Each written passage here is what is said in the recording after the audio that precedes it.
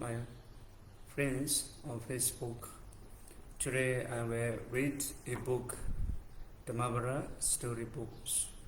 It is a very famous, interesting book, and I also think that you will have some interest on hearing of these stories, and you can learn something from this story. This is a very interesting story taught by the Buddha.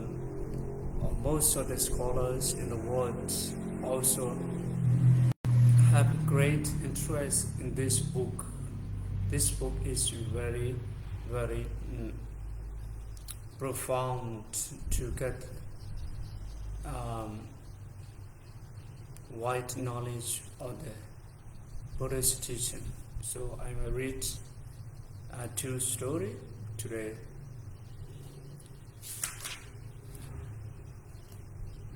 The first one is the story of Thera Cakkupala. While residing at the Jedavana monastery in Saudi, the Buddha uttered verse 1 of this book with reference to Cakkupala, a blind Thera. On one occasion, Thera Cakkupala came to pay homage to the Buddha at the Jedavana monastery. One night, while pacing up and down in meditation, the Thera accidentally stepped on some insects. In the morning, some bhikkhus visiting the Thera found the dead insects. They thought ill of the Thera and reported the matter to the Buddha. The Buddha asked them whether they had seen the Thera killing the insects.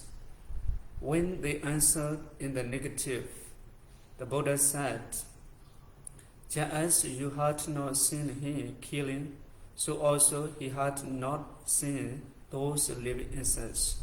Besides, as the Thera had already attained arhataship, he could have no intention of killing, and so was quite innocent." On being asked why Cakkupala was blind, although he wasn't at hand, the Buddha told the following story. Cakkupala was a physician in one of his past existences. Once, he had deliberately made a woman patient blind. That woman had promised him to become his slave together with her children. If her eyes were completely cured, fearing that she and her children would have to become slaves, she lied to the physician. She told him that her eyes were getting worse when, in fact, they were perfectly cured.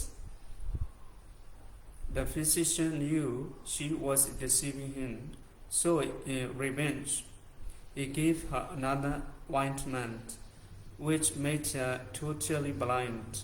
As a result of this evil deed, the physician lost his eyesight many times in his later existences.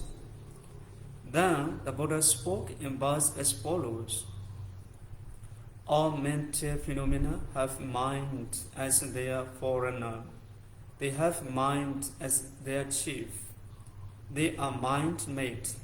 If one speaks or acts with an evil mind, dukkha follows him just as the wheel follows the hoof print of the ox that draws the cart.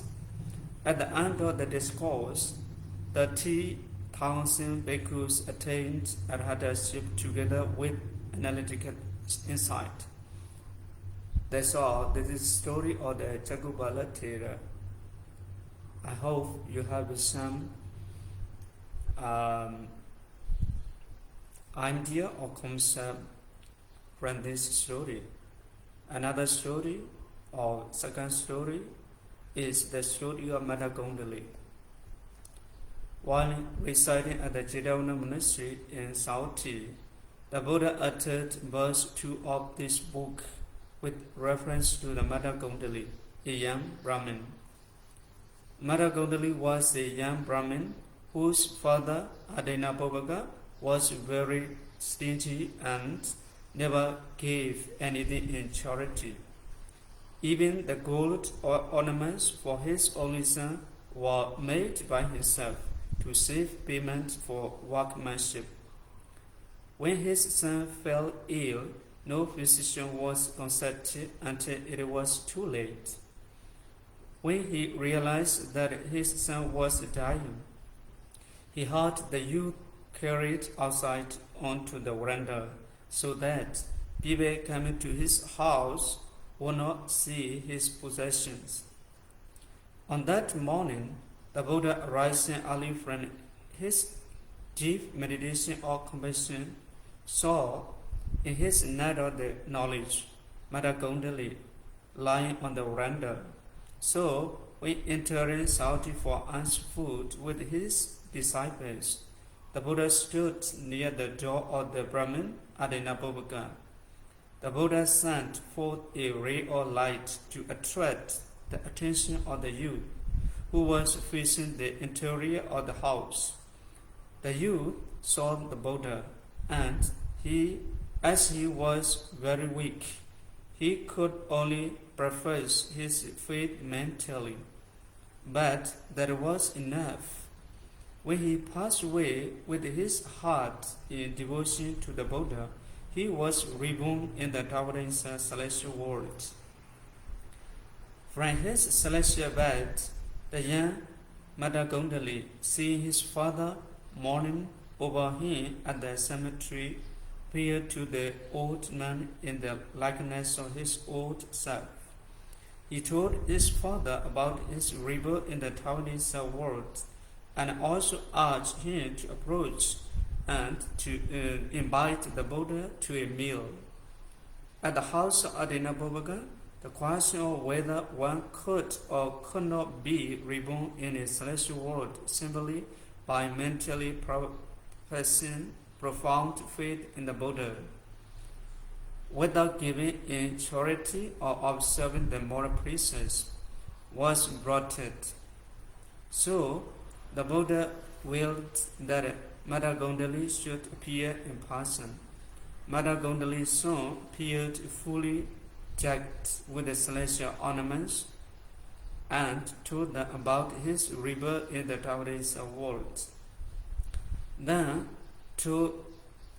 only the audience became convinced that the son of the Brahmin Adinabhavaga, by simply devoting his mind to the Buddha, had attained much glory.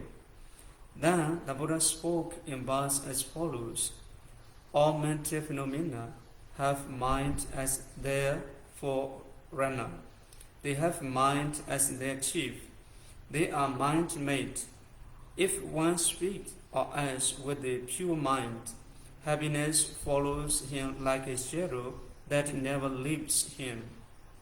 At the end of the discourse, Matthakundali and his father Adinabhavaga attained Sadavati Magga and Phala. Adinabhavaga also donated almost all his wealth to the cause of the Buddha's teaching. That's all for the second story. I hope you will get something from hearing this story up to stories. These two stories show that mind is very important when you make good deed or bad deed. Good result and bad result will follow you. You will get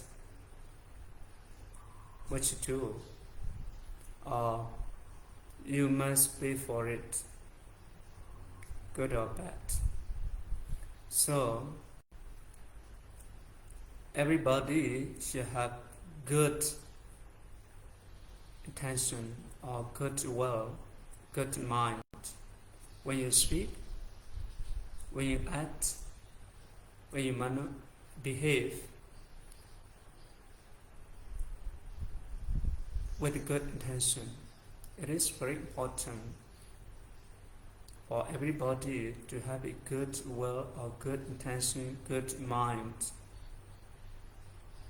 If not, you will get what you do to others, whether it is good or bad. Thank you all for your listening.